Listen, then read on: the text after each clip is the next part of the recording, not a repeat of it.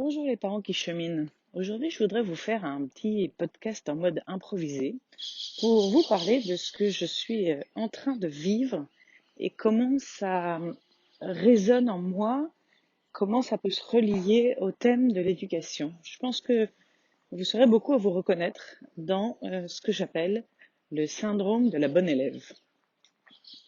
Alors, je dis le syndrome de la bonne élève, ça peut évidemment être le syndrome du bon élève et ça peut s'appliquer à n'importe lequel de nos enfants. Pourquoi je parle de ça aujourd'hui? C'est parce que j'ai commencé depuis hier une démarche d'accompagnement par un coach. Je me suis rendu compte, ça fait déjà bien longtemps que je me suis rendu compte que j'avais comme tout le monde, des blocages internes, des croyances plus ou moins identifiées mais qui étaient limitantes pour avancer sur mon chemin et pour me permettre de réaliser tout ce que je voudrais réaliser. Vous connaissez probablement le principe de l'auto-sabotage qui fait que parfois on a beau penser qu'on veut quelque chose, qu'on veut aller vers quelque chose, on a une autre partie de nous qui se comporte de façon à ce qu'on n'atteigne pas nos objectifs.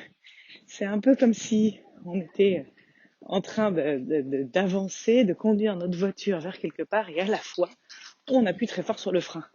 Alors évidemment, ça crée une double frustration parce que on sent, d'une part, on n'y arrive pas, on n'arrive pas là où on voudrait, sans bien comprendre pourquoi.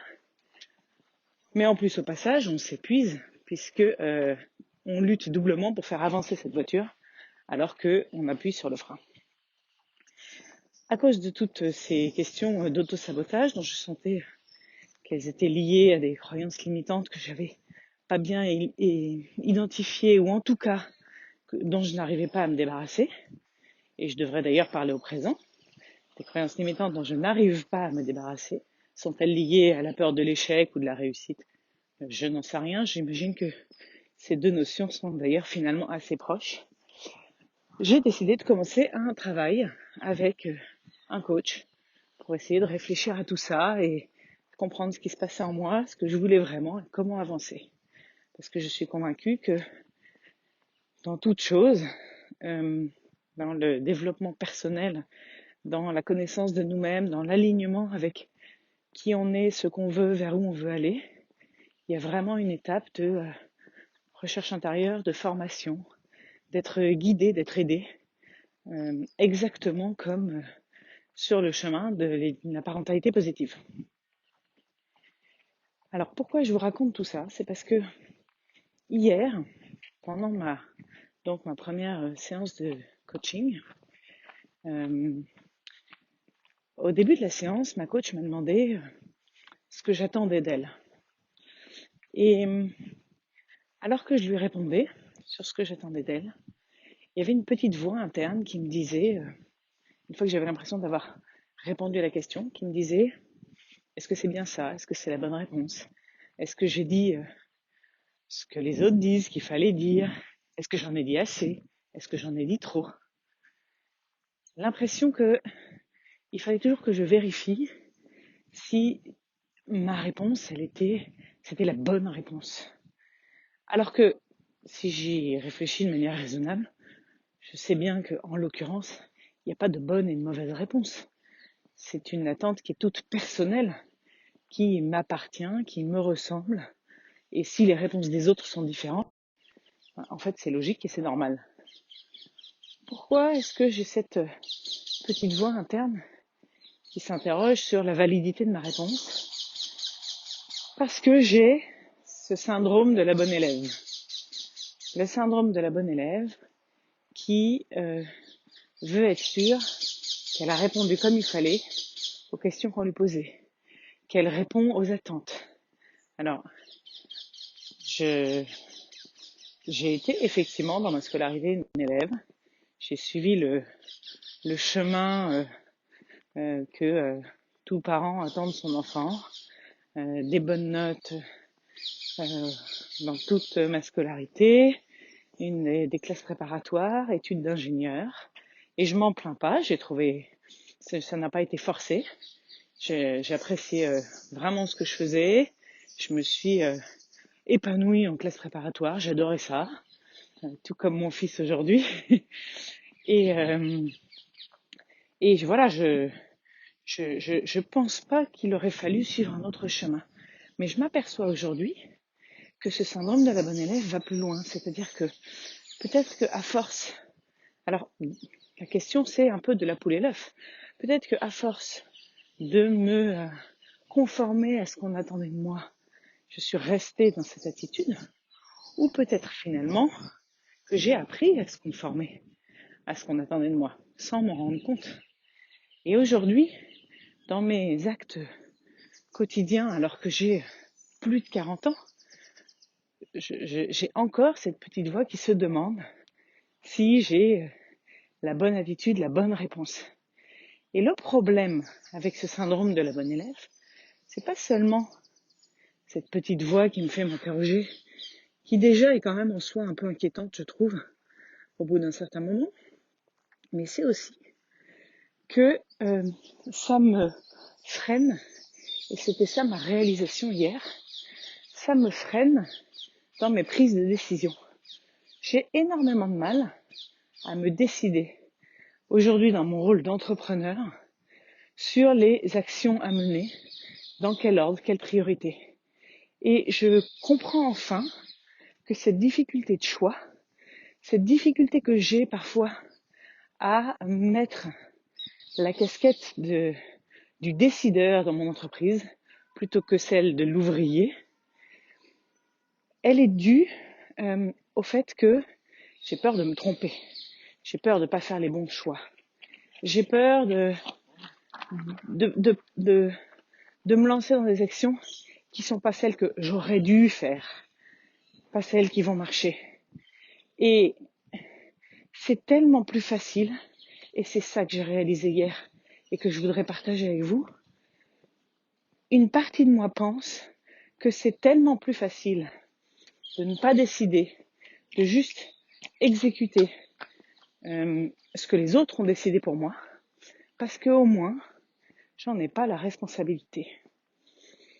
Et c'est là que vous voyez, il y a un grand lien avec la manière dont on cherche à éduquer nos enfants, avec l'éducation positive telle que je la vis, c'est-à-dire aider nos enfants à savoir ce qu'ils veulent, à savoir vers où ils veulent aller, à avoir confiance en eux et à prendre leurs responsabilités.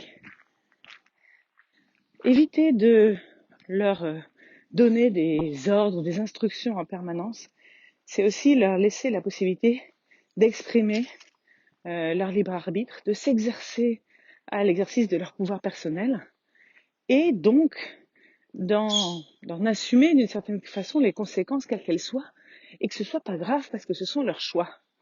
Et je me rends compte que aujourd'hui, c'est peut-être ce dont je n'ai pas bénéficié et qui me freine dans ma vie d'adulte pour avancer.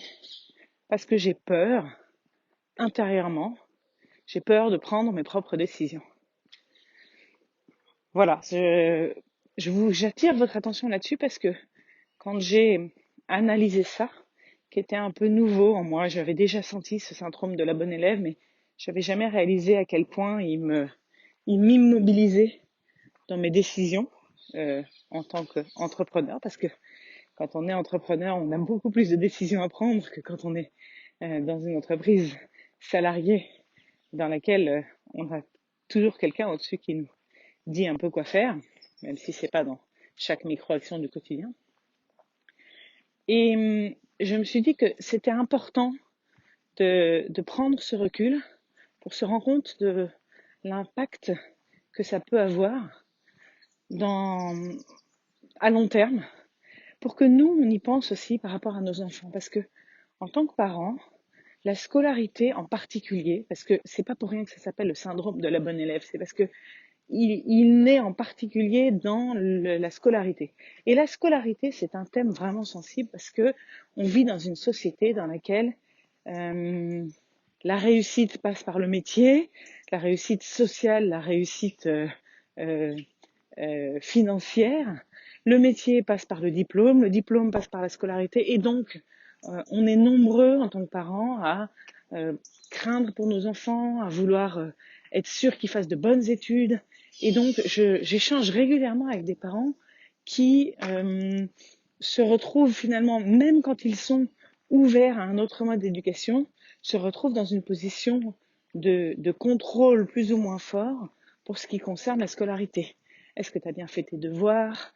Est-ce que tu as bien répondu? Et nos enfants reçoivent déjà énormément cette pression et ce cadre contrôlant extérieur de la part des enseignants, puisque c'est vraiment le modèle dans lequel nous grandissons en France, le système français. J'insiste sur le système français, même si c'est pas le thème de ce podcast, parce que mes enfants ont été dans d'autres systèmes et j'ai vu d'autres façons de faire.